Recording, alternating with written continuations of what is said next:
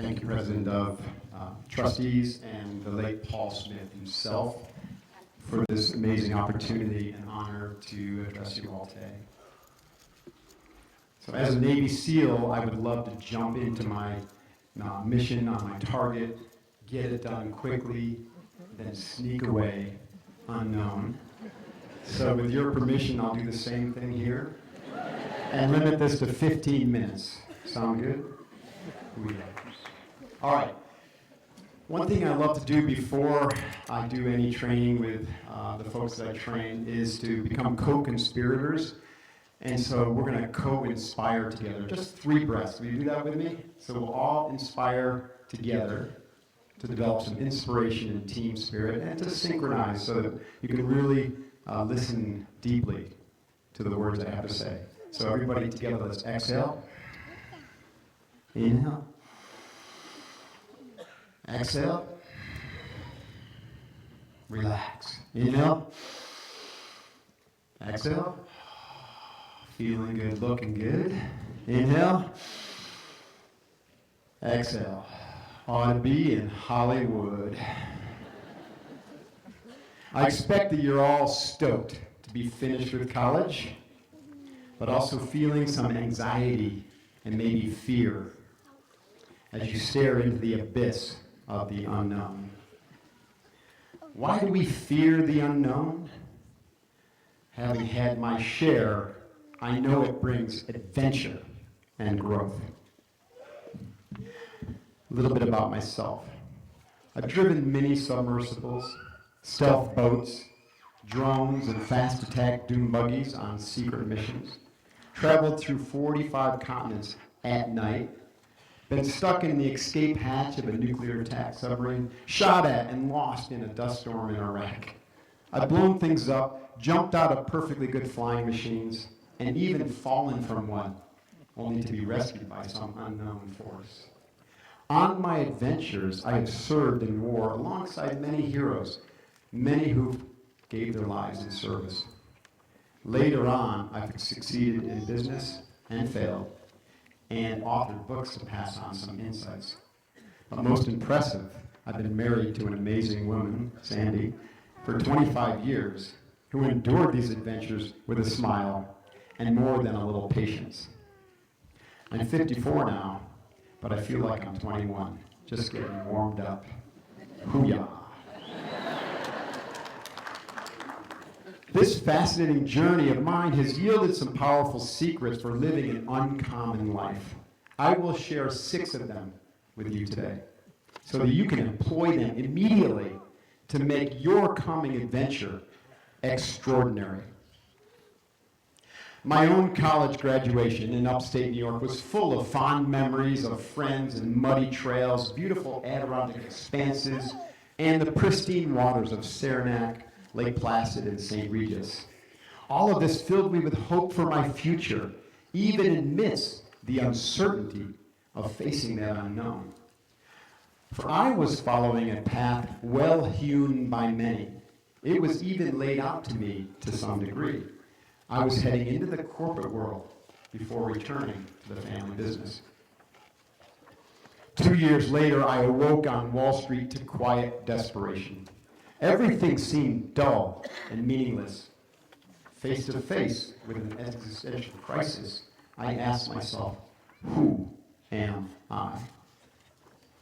I didn't have a good answer. I felt like an imposter in my own body, not the real me. And I didn't like myself that much. How could I trust myself or the thoughts and actions that got me to this painful place? And more important, who was this other, maybe higher self that was finally noticing that maybe I had screwed up? This existential crisis provoked countless hours of mind-clearing Zen meditation, reflection, and visualization on this deep inner search. One night, wandering the city streets, images of elite warriors doing uncommon, important, and dangerous things caught my attention. Something about them grabbed me and felt like I was getting stabbed in the heart.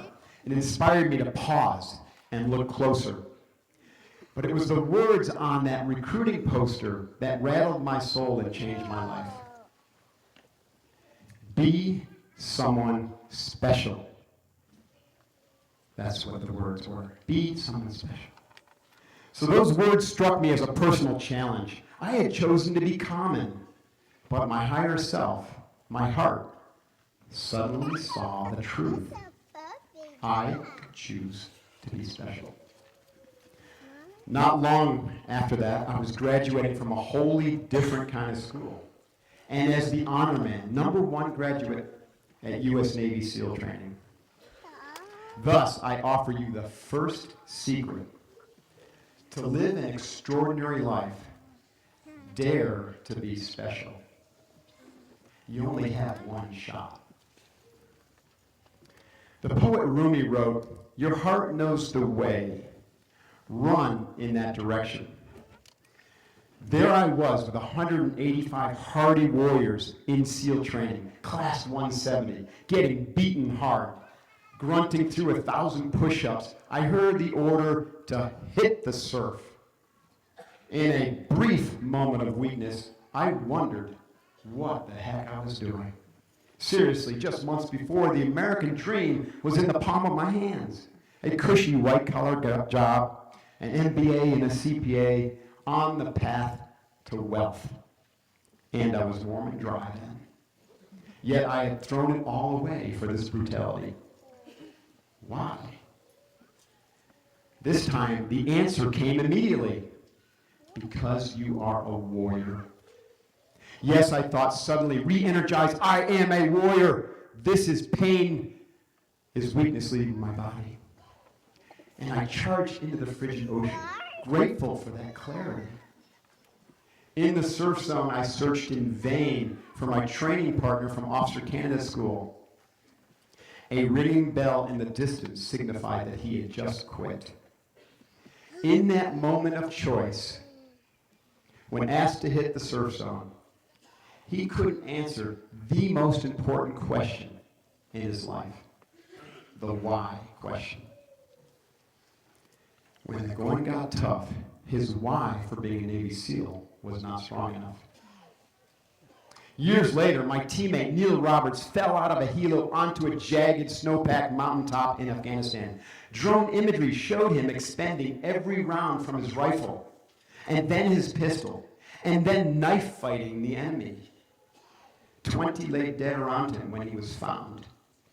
Neil never questioned his why that night, nor did my teammates who brought Osama bin Laden to justice, or the many men and women in uniform who served and sacrificed so much, many of whom are with us today. Thank you for your service. So yes, you can choose to be special, but you must also follow your heart to choose the right thing to be special at. Take time to learn who the real you is and what is your why. This brings me to the second secret. To live an extraordinary life, know your why and then live it with passion. I cringed as the C-130 spiraled down and bounced hard on the bombed-out Baghdad tarmac. I had arrived to war, lucky me. Moments later, I hit the deck as a mortar exploded nearby. Welcome to hell, I thought. My world just got complicated and scary. The voice of my SEAL chief and mentor, Mike, a gritty Vietnam vet, popped in my head. Cyborg, he said. That was my nickname. You are overcomplicating things. You gotta keep it simple, stupid. He taught me that warriors must seek simplicity with a vengeance. I followed his advice. Navigating combat by keeping things simple, taking it one day, one moment at a time. Seeking the simplest, smartest, and smallest actions which would lead me incrementally to mission success. It worked. Learn to travel light. Be flexible. Anything that slows you down can and should be left behind, including material possessions, burdensome relationships, and non-mission critical commitments. I meditated daily in the combat zone. My peers thought it was odd, or they didn't have the time for it. But it kept my mind uncluttered and clear. I found simplicity amidst the complexity. Complexity can get you killed in combat, and it will certainly bog you down in life. Simple is not easy, but it brings peace of mind. Best of all, it allows you to say no to most things so that you can say yes to the most important things. Which brings me to the third secret. To live an extraordinary life, keep things simple. It will bring you great clarity. The woman turned to me and said, "Hey, you're that guy who plays Superman." Flattering, of course, but she was wrong. But years later, I realized that she was not so far off the mark. It's not that us SEALs are superheroes. We're actually ordinary people who've developed unique habits, giving us unusual power and highly specialized skills. Maybe you've heard about compound power, where a doubling penny would lead to over $20 million in 30 days. This power can be applied to the positive habits of cultivating physical, mental, and emotional strength daily. You will compound uncommon personal power with these habits. Of course, this applies to negative habits adopted with little thought. Eat junk, be with constant distraction, or obsessive negative self-talk, and the compound power of those can destroy you. I watched my Zen teacher break 6 gigantic blocks with his head on purpose. And I did things as a SEAL that I wouldn't have thought possible years earlier. That's projection power. The power to project much more force than the ordinary person through patient, persistent practice. And disciplining a new habit or skill is hard work in the beginning. But once you get up to speed, it flows effortlessly. If you make daily discipline your habit, you will reap the benefits of momentum power. When I learned that I was really meant to be a warrior, I was well on my way to being a corporate professional. The momentum, compounding, and projection of that path had to be redirected. But this required more than just a few decisions. I had to create a strong image in my mind of what I would be like as a warrior. And I had to visualize it daily for many, many months. This slowly transformed me into a Navy SEAL in my mind first. I've continued to use this transformation power now to become a successful entrepreneur, a top teacher of SEALs, and an author. You get the picture. So in 5 years, you may wonder how you got where you are. You only need to look back to this day. What thoughts and imagery dominated your mind today? They are already directing your destiny. If you want to live an extraordinary life, you must train your mind with extraordinary thoughts and imagery. Leverage the powers of compounding, projection, momentum, and transformation to unlock the fourth secret. If you want to live an extraordinary life, be your own hero. You have the power. Divine, no plan survives contact with the enemy. This was sage advice coming from my commanding officer. And he was right. The helo dropped us in the wrong place, the GPS broke, and we were late to the target, brutally cold and exhausted. One thing after another went wrong. Yet we persisted, undeterred. Easy day. You see, I was trained to accept that failure is not an option. Now, this confuses many. It's not because failing was unacceptable, quite the opposite. Failing is actually expected. It's the thought of failure that was not an option. This meant planning for failure, embracing failure, and learning the valuable lessons that it brought us, and then failing forward fast to victory. This mindset prepared me for the unexpected, provided a contingency plan when it always came, and helped me find success more quickly. So be willing to break some rules. Embrace the unconventional. Find weird workarounds to the inevitable failures that life has in store for you. And finally, stop trying to be perfect. There is no such thing as perfection, just perfect effort. This brings me to my fifth secret to offer you. To live an extraordinary life, learn to fail well. Nobody's perfect. Combat was volatile, uncertain, ambiguous. The environment, tactics, and rules of engagement changed constantly.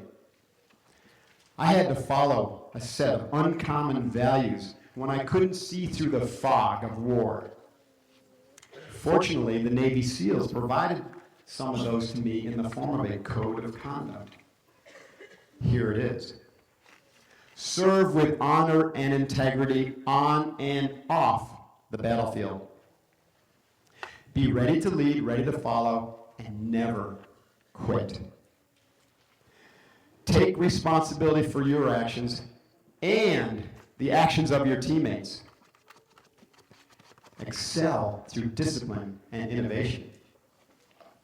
And earn your respect and honor every day. Every day.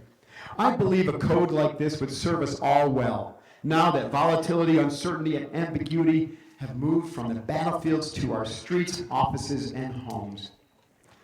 It can help you stay true to your purpose, empowering you to serve with honor and integrity at all times, and to be a good teammate, ready to lead, ready to follow, never quit. We must take responsibility for our actions and those of our teammates, excel through discipline and innovation, and we must respect ourselves so that we can in turn respect each other and all of humanity. Develop the moral courage to stand your ground against evil and mediocrity and fail forward until victory is yours, earning respect and honor every day. This brings me to the sixth and final secret. To lead an extraordinary life, live by a code. It will guide the way. Your talented teachers, staff, and teammates here at Paul Smith's have provided you an excellent education and a remarkable experience. But now it's up to you to dare to be special, to know your why, to keep things simple, to be your own hero, to learn to fail well, and to live by a code. And if you do, your journey will be a huge adventure. So lead with your heart, and for God's sakes, have fun. Thank you very much.